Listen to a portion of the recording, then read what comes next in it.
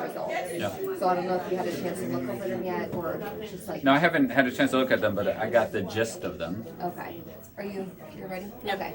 So could you just give like a reaction to them, your thoughts? Yeah, I've been very vocal on this, over the past, 4, 6, 8 years. The state of our schools, both in the city and frankly even statewide, it's just not great. We have some structural challenges. Most people in the state believe that perhaps it's just if you get the right person, if you devote the right resources, or if you just change strategy, things are going to improve. But the problems are structural. There are challenges with the contract that we have here in Providence. There are challenges with state law that essentially gives folks a job for life after 3 years, the Teacher Tenure Act. And then we also have state arbitration rules that make it incredibly difficult to make any changes. And so unless those structural challenges are addressed, then our disappointment and our frustration with the traditional public schools here in the city and the state is just going to continue. And so that's why I've been very vocal. We've been trying to fix our traditional schools for 40 years. They're not any better today than they were 40 years ago. They may even be worse. And so why keep trying to fix what is just fundamentally broken? And that's why we need to look at alternatives, especially charter schools. Charter schools are hitting it out the park. They're serving the same kids and getting far better results. What I've learned about education is that it's incredibly hard work under the best of circumstances to educate our kids and to run great schools. But to do it with both hands tied behind your back and without the flexibility that's required to run a high functioning system, it's virtually impossible. And so we need to empower principals and superintendents so they can run schools and run the district. And that's what charter schools allow. We had the opportunity to visit School Choice Day, if you will, at the Providence Public Schools, and what stood out to us was that the Technical and Career Academy puts together such a successful product training young people in careers. Should more resources be dedicated to that in the recognition that, and we had the $40,000 scholarship winner, who was a product of that as well. What do we do to amplify those efforts? So this is a yes and answer. So yes, we need to do so much better at preparing kids for technical careers, and there's more that we can do here at the city level. However, we still have the same structural challenges. What we're doing inside of that building, PCTA, is just sort of the tip of the iceberg of what can be done in that building. I've visited other career and tech high schools that are doing it well. And I'll tell you that there's so much more that we can do. But unless we address the structural challenges like the contract or teacher tenure or state arbitration that allows us to get the right people and the right partnerships and the right programs inside of that building, we'll still just be scratching the surface of what we can accomplish.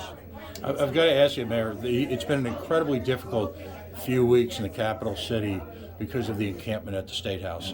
The culmination of which was a early Saturday morning, literally bulldozing of the encampment, despite promises made at the state level that those folks' belongings would be intact. What is your thought about how that entire process was handled, given the fact that, despite certain people's assertions, homelessness did not go away Friday in court? Right. So I'm not going to rag on the state administration for that. It just wouldn't be fair. There are some almost intractable issues that just require a lot more dedication on the front end. We don't have the resources at the city level to address all the challenges with homelessness, but the state has more resources, and I hope this is going to trigger a greater investment and greater focus on addressing these issues at a systemic level. Because we can't do it at the city level, we need the state to step in and do more. Once it gets to the point where people are sleeping outside, your options are very, very limited. If you're working at the back end of it, there's only so effective you can be.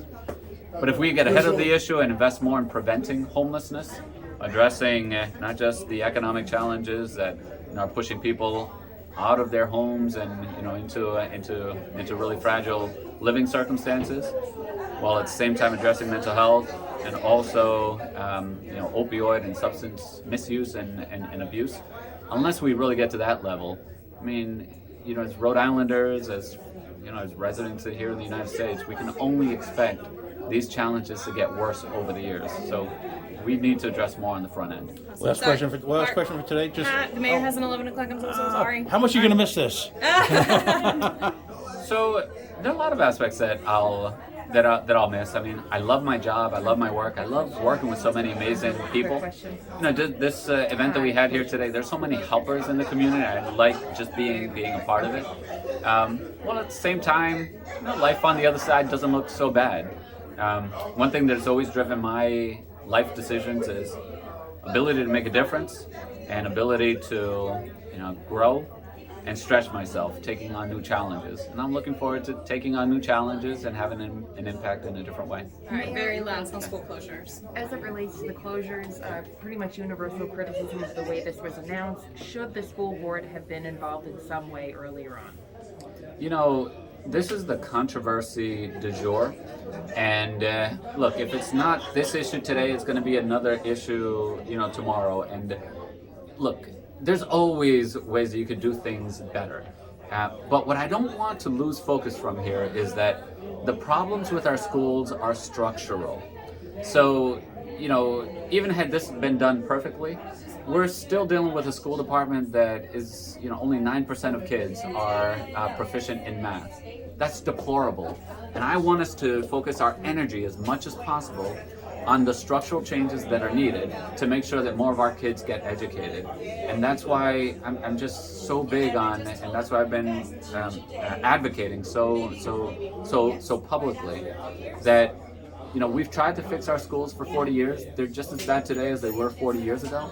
At one point that we just make a shift and look to alternatives. And I think something that we really need to take seriously is just charterizing our entire public school department. Charter schools are public in every sense of the word. They're free, they educate every child, and they're hitting it out of the box.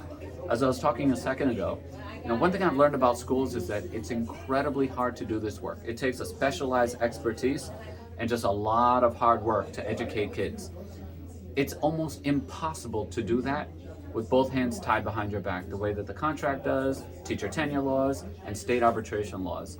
That's why we need to give principals and superintendents the flexibility that they need to do their job and to run schools. Charter schools are showing us a way to do that, and kids are all the better for it. Parents are voting with their feet. The waiting list at these charter schools is just astronomically large. Let's follow the will of the people. They're the ones sending the kids to the public schools. They want charter public schools. Let's give it to them. All right, Thank you. guys. All right, thank you. Mayor.